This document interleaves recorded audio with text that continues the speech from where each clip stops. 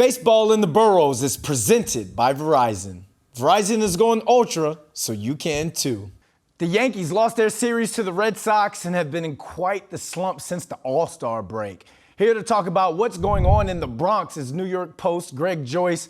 Greg, the Yankees have lost 9 of their last 11 and have scored only 8 runs in their last 5 games. What's the biggest problem with the Yankees right now? Yeah, I think you mentioned it. I think it's the offense right now. There are some questions about the pitching, considering what they did before the trade deadline, subtracting Jordan Montgomery. But really, it's been the offense just being unable to get consistent runs. Outside of Aaron Judge, really, there's been a lot of guys up and down the lineup. They don't have Giancarlo Stanton right now, who's injured. DJ LeMahieu missed last night's game with a toe injury, and we'll see today what his status is. But really, there's some guys slumping in there that they need to get some production from.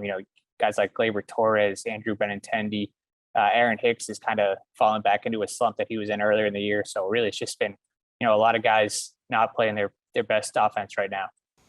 All right, despite the slump, they still have a large division lead. So some fans out there are feeling like there's no sense of urgency with this team right now. Are fans right to feel that way?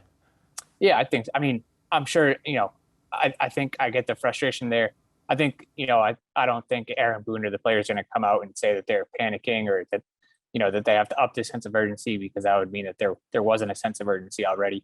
I think they do have a point that they still have that 10-game lead that they banked up a lot of wins early in the year, and knowing that it wasn't always going to be as good as it was, the streak that they were on earlier in the season, the pace that they were at, was contending with some of the best teams that would ever done it. So, they built up that big lead for a reason, knowing that there was going to be a stretch like this, maybe not to this extent, but I do think it's important for them to kind of turn it around soon, because otherwise, they got the Rays and the Jays coming up, and all of a sudden that 10-game lead that they do have could soon be single digits.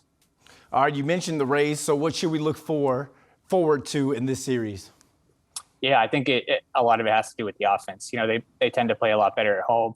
We'll see if that's the case this week, but it's two division teams coming in with the the Rays and then the Jays this weekend. And they've been playing other teams outside their division for the most part, besides this past weekend against the Red Sox.